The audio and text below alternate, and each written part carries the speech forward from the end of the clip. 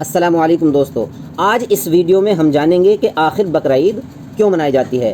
دنیا بھر کے مسلمان عید الاضحیٰ یعنی بقرعید کیوں مناتے ہیں، آخر اس کے پیچھے کی پوری کہانی کیا ہے اور اس مبارک دن کو کب سے اور کس وجہ سے منایا جا رہا ہے۔ حضرت ابراہیم علیہ السلام اور حضرت اسماعیل علیہ السلام کی قربانی کا وہ ایتہاسک واقعہ جس نے ساری انسانیت کو صبر، ایمان اور اللہ تعالیٰ کی فرما برداری کرنے کا پیغام دیا۔ تو آئیے دوستو ویڈیو پر چلتے ہیں اور پوری کہانی کو جانتے ہیں، اور ویڈیو کو لاسٹ تک ضرور دیکھیں کیونکہ آج آپ بقرعید کے بارے میں پوری جانکاری لینے والے ہیں۔ السلام علیکم، میرا نام رمشا سلطان ہے۔ آپ نے دیکھا ہوگا کہ بقرعید کے موقع پر دنیا بھر میں مسلمان قربانی کرتے ہیں، اور آپ سوچتے ہوں گے کہ ایسا کیوں کیا جاتا ہے۔ چلیے آج آپ کو بتاتے ہیں کہ اس کے پیچھے کی کہانی اور وزڈم کیا ہے۔ ہزاروں سال پہلے کی بات ہے۔ ابراہیم علیہ السلام اللہ کے نبی اور پیغمبر تھے۔ ایک دن جب ابراہیم علیہ السلام سو رہے تھے تو انہوں نے ایک خواب دیکھا جس میں اللہ نے ابراہیم علیہ السلام سے فرمایا کہ ابراہیم، آپ کے نزدیک جو سب سے پیاری اور محبوب چیز ہو آپ اسے اللہ کی راہ میں قربان کر دیجئے۔ اب یہاں آپ کو بتا دوں کہ اللہ اپنے بندوں کا اور خاص طور سے نبیوں کا امتحان لیتا ہے، یہ دیکھنے کے لیے کہ انسان اللہ سے زیادہ محبت کرتا ہے یا اللہ کے دیے ہوئے تحفوں سے زیادہ محبت کرتا ہے۔ نبی اور پیغمبر کے خواب سچے ہوتے تھے، وہ جو بھی خواب میں دیکھتے تھے وہ اللہ کا حکم ہوتا تھا۔ تو یہ خواب دیکھنے کے بعد ابراہیم علیہ السلام نے اپنے اونٹوں کے جتھے میں سے 100 اونٹ قربان کر دیے۔ آج کے زمانے میں یہ 100 قیمتی گاڑیاں سیکریفائز کرنے کے برابر ہے۔ ابراہیم علیہ السلام نے سوچا کہ جو اللہ نے انہیں حکم دیا تھا وہ پورا ہو گیا، پر جب رات کو وہ سوئے تو انہیں پھر سے یہی خواب آیا۔ اس لیے ابراہیم علیہ السلام نے اگلے دن 200 اونٹ اللہ کی راہ میں قربان کر دیے، لیکن اگلی رات پھر سے انہیں وہی خواب آیا جس میں اللہ نے ان سے ان کی سب سے پسندیدہ چیز قربان کرنے کا حکم دیا۔ اب ابراہیم علیہ السلام سوچ میں پڑ گئے کہ آخر اللہ ان سے کس چیز کی قربانی چاہتے ہیں۔ پھر انہوں نے سوچا کہ اس دنیا میں سب سے عزیز چیز میرے لیے میرا بیٹا اسماعیل ہے۔ آپ کو بتا دوں کہ ابراہیم علیہ السلام کو پوری زندگی دعائیں مانگنے کے بعد 80 سال کی عمر میں اولاد ہوئی تھی، اور وہ تھے ان کے بیٹے اسماعیل جو انہیں بہت زیادہ عزیز اور محبوب تھے۔ اب ابراہیم علیہ السلام سمجھ چکے تھے کہ دراصل اللہ تعالیٰ نے ان سے ان کے بیٹے کی قربانی مانگی ہے۔ اللہ یہ دیکھنا چاہتا ہے کہ ابراہیم علیہ السلام اپنے بیٹے سے زیادہ محبت کرتے ہیں یا اللہ سے۔ ابراہیم علیہ السلام کے لیے یہ بہت بڑا امتحان تھا۔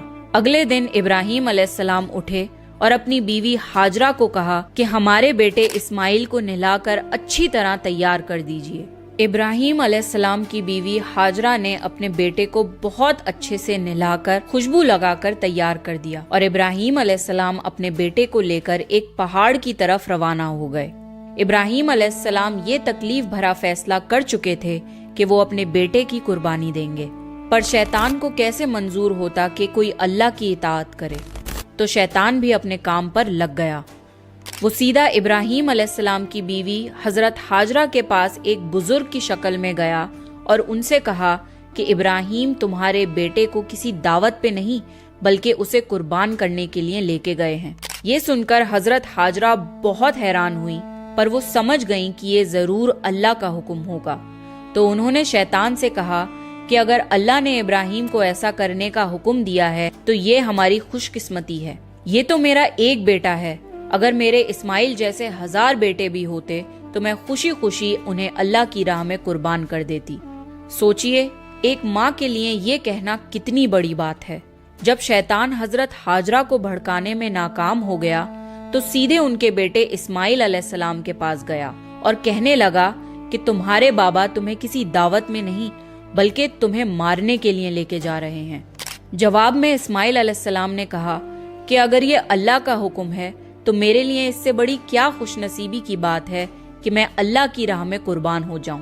13 سال کے بچے میں اتنی سمجھ اور بہادری ہونا کتنی بڑی بات ہے۔ یہاں بھی جب شیطان ناکامیاب ہو گیا तो वो इब्राहिम अलैहिस्सलाम को भड़काने की कोशिश करने लगा कि तुम्हें ये बेटा इतनी मन्नतों से मिला है, अगर तुमने इसे कुर्बान कर दिया तो बुढ़ापे में तुम्हारा सहारा कौन बनेगा, और अगर अल्लाह ने ये कुर्बानी भी कबूल नहीं करी तो तुम्हारा कितना बड़ा नुकसान हो जाएगा, ऐसा मत करो। शैतान हर तरह से उन्हें बार बार बहकाने की कोशिश करता रहा और गुस्से में आके इब्राहिम अलैहिस्सलाम ने शैतान को पत्थर मारे। यही वजह है कि जब लोग हज पे जाते हैं तो शैतान को आज भी कंकड़ी मारते हैं, और ये हज के अहम अरकानों में से एक है। शैतान के जाने के बाद इब्राहिम अलैहिस्सलाम ने अपने बेटे को सारी बात बताई तो इस्माइल अलैहिस्सलाम ने फरमाया कि बाबा, अगर ये अल्लाह का हुक्म है तो मुझे ये मंजूर है। आप बस मेरे हाथ पैर बांध दिए और अपनी आंखों पे पट्टी भी बांध लिए, ताकि आप जब मेरी गर्दन पर छुरी चलाएं तो आपको तकलीफ ना हो और आप ये करने से मुकर न जाएं। बस फिर इब्राहिम अलैहिस्सलाम ने अपने बेटे के हाथ पैर बांध दिए और अपनी आंखों पर पट्टी भी बांध ली, और जब उन्होंने इस्माइल अलैहिस्सलाम की गर्दन पर छुरी चलाई तो एक जानवर की आवाज सुनकर वो हैरान हो गए। उन्होंने जब आंखों से पट्टी खोली तो एक दुम्बा जुबा हुआ था और इस्माइल अलैहिस्सलाम उनके पास खड़े मुस्कुरा रहे थे।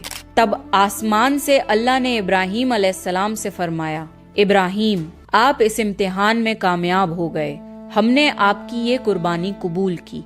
आपका ये इम्तिहान कयामत तक याद रखा जाएगा और आपकी इस सुन्नत को ईमान वाले लोग हर साल याद रखेंगे और हर साल अल्लाह की राह में कुर्बानी पेश करेंगे। इब्राहिम अलैहिस्सलाम की इस सुन्नत को अल्लाह ने आने वाली नस्लों के लिए इबरत बनाया और इसीलिए मुसलमान हर साल हज के मौके पर कुर्बानी करते हैं। बकरीद पर जो भी हलाल जानवर कुर्बान होते हैं उनके गोश्त को 3 हिस्सों में बांटा जाता है। पहला हिस्सा गरीबों और मिस्कीनों में बांटा जाता है, दूसरा हिस्सा रिश्तेदारों में दिया जाता है और तीसरा हिस्सा खुद अपने घर में रखा जाता है।